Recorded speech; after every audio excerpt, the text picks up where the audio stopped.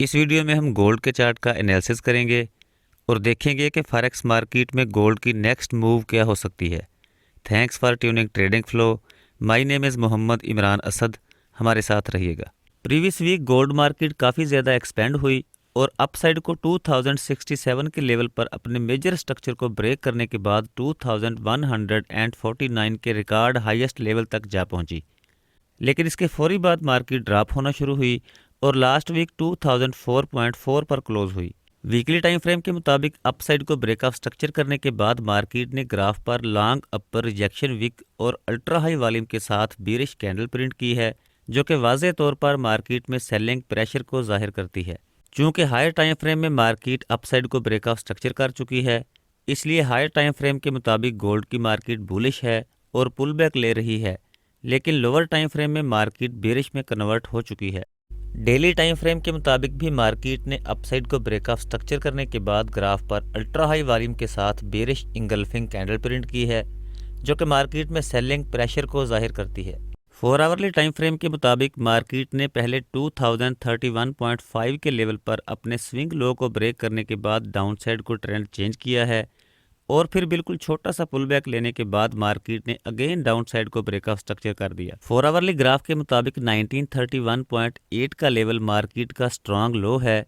Market ने down side को last ब्रेकऑफ structure 2010 के लेवल पर किया है और 2020 से 2040 का एरिया गोल्ड मार्केट का 4 आवरली सप्लाई जोन है। गोल्ड के सेल ऑर्डर के लिए हम सप्लाई जोन में मार्केट के रिटेस्ट का वेट करेंगे और लोअर टाइम फ्रेम के मुताबिक अगर मार्केट सप्लाई जोन में डाउन साइड को ट्रेंड चेंज करती है, तब हम गोल्ड को सेल करेंगे और प्रीवियस लो को एज अ टीपी टारगेट करेंगे, जबकि टीपी के लेवल को मार्केट की पोजीशन के मुताबिक 1980 से 1965 के एरिया तक एक्सटेंड भी किया जा सकता है। No doubt lower time frame के मुताबिक मार्केट डाउन ट्रेंड में है, इसलिए गोल्ड के सेल ऑर्डर को ही प्रेफर किया जाए। लेकिन चूंकि हायर टाइम फ्रेम के मुताबिक मार्केट अपसाइड को ब्रेकऑफ स्ट्रक्चर कर चुकी है, इसलिए 4 आवरली टाइम फ्रेम के मुताबिक गोल्ड के बाई ऑर्डर के लिए 1994 से 1987 का area first point of interest, 1980 से 1965 का area second point of interest, जबकि 1949 से 1930 का zone extreme point of interest है। 4 आवरली टाइम फ्रेम के मुताबिक नोट करने वाली बात यह भी है कि मार्केट इस वक्त 200 एक्सपोनेंशियल मूविंग एवरेज से रिजेक्ट हो रही है और अगर मार्केट के प्रीवियस बिहेवियर को देखा जाए तो 200 एक्सपोनेंशियल मूविंग एवरेज मार्केट के लिए एक ज़बरदस्त सपोर्ट का काम कर रही है। इसलिए यह भी मुमकिन है कि मार्केट इसी लेवल से या फिर लिक्विडिटी लेने के बाद अगेन अप जाना शुरू कर दे। 15 मिनट टाइम फ्रेम में गोल्ड मार्केट बेरिश है और मार्केट ने डाउन साइड को लास्ट ब्रेकऑफ स्ट्रक्चर 2002.7 के लेवल पर किया है।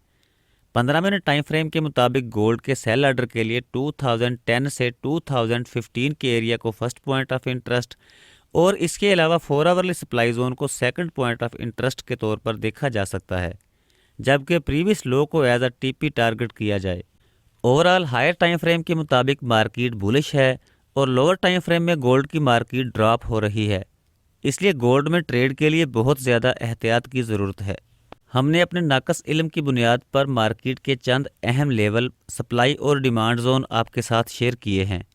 ऑर्डर कंफर्मेशन के लिए इन लेवल्स पर हम लोअर टाइम फ्रेम में मार्केट के बिहेवियर को नोट करेंगे और सप्लाई जोन में मार्केट के डाउन साइड को चेंज ऑफ करैक्टर की सूरत में, जबकि डिमांड जोन में मार्केट के अप साइड को चेंज ऑफ करैक्टर की सूरत में हम ऑर्डर पोस्ट करेंगे। अब तक के लिए इतना ही।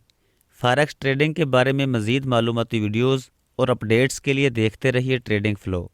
इजाज़त दीजिए। खुदा हाफिज़।